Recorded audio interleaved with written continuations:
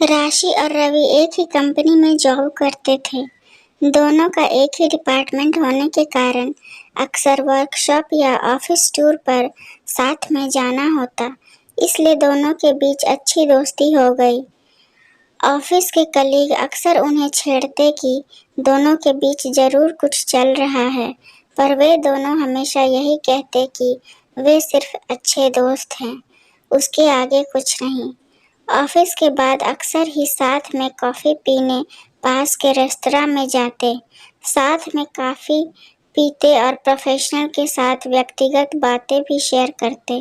राशि ने महसूस किया कि रवि साफ दिल और नेक लड़का है।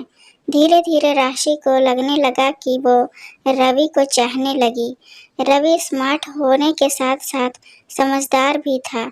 रवि में उसे हर अच्छाई नजर आने लगी, जैसे जीवन साथी की उसने कल्पना की थी, पर रवि के मन की बात वह नहीं जानती थी। कहीं उसके मन की बात पता चलने पर रवि दोस्ती न तोड़ दे, इस डर से उसने कभी रवि से कुछ ना कहा। एक दिन रवि अचानक मम्मी पापा के साथ राशि के घर पहुंच गया। उसे परिवार के साथ आया देख राशि चौंक गई। आखिर मम्मी पापा को लेकर क्यों आया होगा? चाय पीते हुए रवि की मम्मी बोली, रवि अक्सर मुझे राशि की तारीफ करता है। मुझे भी राशि बहुत पसंद है। अगर आप लोगों की रजामंदी हो तो मैं राशि को अपने घर की बहू बनाना चाहती हूँ। मम्मी पापा ने राशि की ओर देखा तो वे शर्माते हुए अंदर चली गई। आखिर यह तो वही चाहती थी, पर उसे यह नहीं पता था कि रवि भी उसे पसंद करता है। अब मम्मी पापा को भला क्यों इनकार होता? घर बैठे इतना अच्छा लड़का मिल रहा था और राशि भी खुश थी। अगले दिन उसने रवि से कहा, तुमने कभी मुझसे अपने मन की बात नहीं की और सीधा रिश्ता लेकर आ गए। रवि ने हंसते हुए कहा, मुझे भी डर था कि कहीं तुम मेरे प्यार को अस्वीकार ना कर दो, इसलिए सीधे मम्मी पापा को लेकर आना ही मुझे ठीक लगा। शादी तय हो जाने के बाद दोनों बहुत खुश थे। 2 महीने बाद दोनों की शादी थी। दोनों ने शॉपिंग करना शुरू कर दिया था। ऑफिस के बाद दोनों शॉपिंग पर साथ ही जाते थे। एक दिन राशि ने ऑफिस जाने के लिए स्कूटी से घर के लिए कुछ दूर ही निकली थी कि पीछे से आ रही बस ने उसे टक्कर मार दी। राशि उछलकर दूर जा गिरी और बेहोश हो गई। जब होश आया तो खुद को आईसीयू में पाया। सिर में गंभीर चोटें आई थी और दोनों पैर भी फ्रैक्चर थे।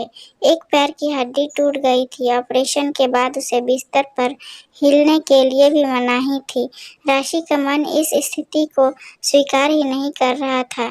अभी कुछ दिन पहले तो वो शादी की तैयारियों में बिजी थी और कहाँ, अब असहाय अवस्था में बिस्तर पर पड़ी थी। उसका मन बहुत दुखी था। कुछ दिनों बाद उसे अस्पताल से छुट्टी मिल गई, पर उसे रेगुलर एक्सरसाइज और फिजियोथेरेपी की जरूरत थी।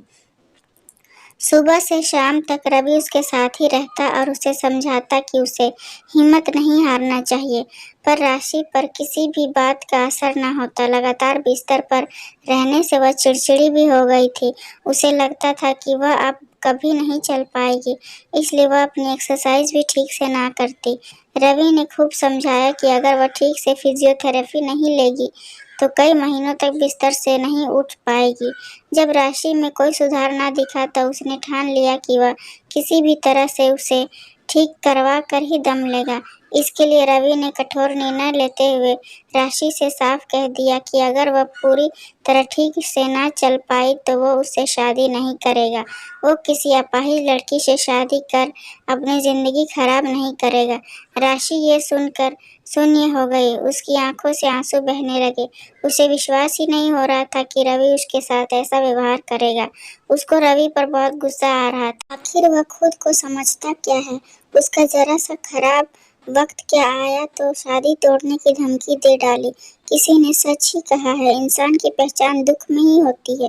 कल तक यही रवि बड़ी बड़ी बातें करता था, उसके साथ भविष्य के सपने बुनता था, पर एक हादसे में उसने असलियत दिखा दी।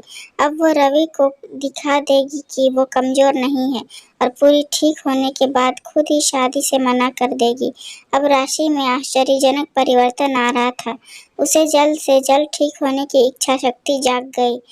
वह अपनी एक्सरसाइज पर ज़्यादा समय देने लगी। पूरे ठीक होने में उसे 1 महीने लग गए। इसी बीच रवि ने उसे एक बार फिर फ़ोन नहीं किया।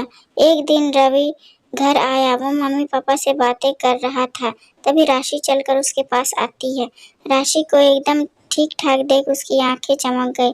वह बोला, बधाई हो राशि, मैंने कहा था ना, दृढ़ इच्छा शक्ति से तुम जल्द ही चल पाओगी। तुम्हें चलते हुए देखकर मैं बहुत खुश हूँ। राशि बोली, सॉरी रवि, पर अब मैं तुमसे शादी नहीं कर सकती। मैं ऐसे इंसान से शादी नहीं करना चाहती जो केवल सुख का साथी हो, दुख का नहीं।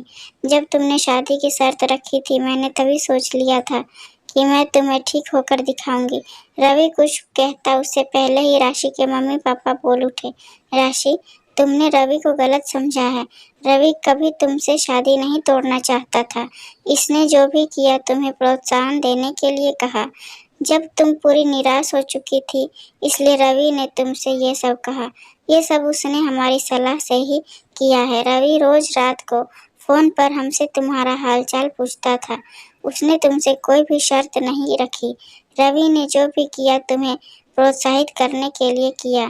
रवि तुमसे सच्चा प्यार करता है। राशि एकटक रवि को देखे जा रही थी। उसकी आंखें भर आई। आगे बढ़कर उसने रवि को गले से लगा लिया। अगर ये छोटी सी कहानी पसंद आए तो लाइक, कमेंट और शेयर करें। चैनल पर नए हैं तो सब्सक्राइब करें।